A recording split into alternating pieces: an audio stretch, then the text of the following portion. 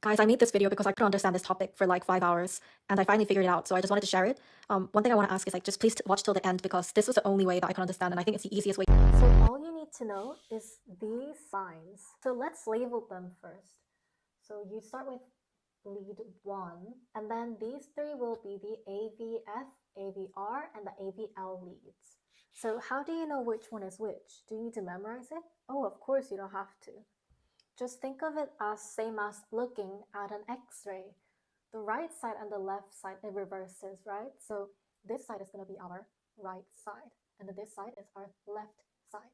And then because it's a name of a lead, this is the ventricular, and this is the, so right and left.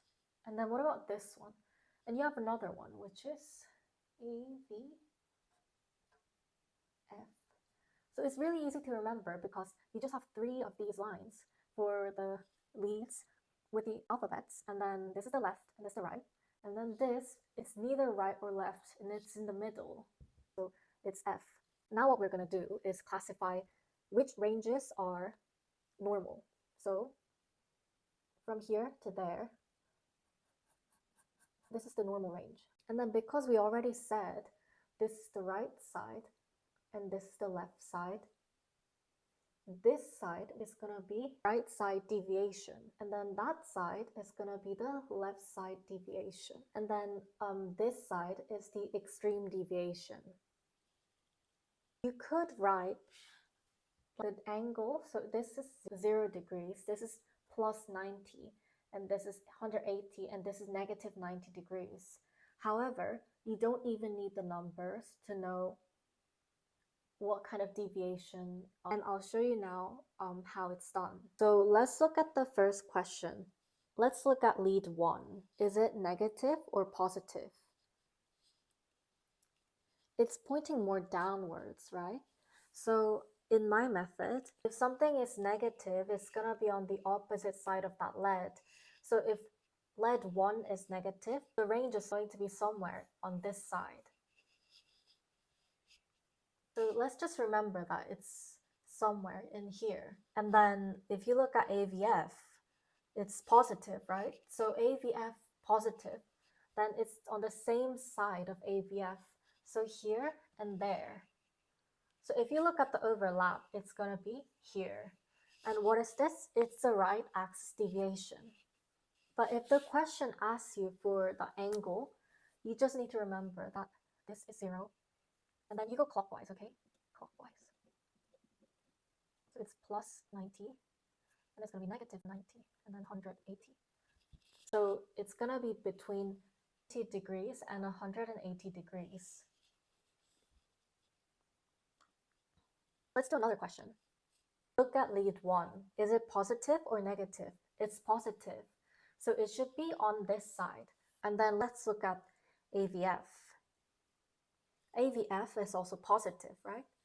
So it's also going to be on the side closer to AVF, which is on this side. So this side and this side, the overlap is here. So it's going to be between 0 and 90 degrees, and it's a normal cardiac axis. Okay, this is the final question. If you look at lead 1, it's positive, so it's going to be on this side. And then if you look at AVF, it's a bit difficult to tell, isn't it? Because it's almost an isometric line. Usually that means the force is perpendicular to AVF. So it's neither going to be like that or that, but it's going to be like this or this. But because we already know that it's on this side, it doesn't tell us anything. So it's still going to be on this side. So we have to look at another lead. So until now, all of the questions that we looked at, you only really had to look at lead 1 and then AVF. But now we also need to look at another lead. So it's really up to you. Let's look at lead AVL. So AVL is also positive. So what did I say about positive? It's on the same side as the label, right? So AVL is here. So it's going to be somewhere there, like on the upper part. But we already know that it's positive for lead 1, so it's here. So if you look at the overlap, that's going to be from here to there. So we narrowed it down, but we still don't really know. So it's time to look at another lead. Okay, let's look at AVR. AVR is negative, which means the value is going to be on the opposite side of AVR. So it's going to be like here to there. But because of AVL, we already know the value is like that. So it's going to be the overlapping area here. So it should roughly be about negative 30 degrees to maybe plus 30 degrees, and it's normal.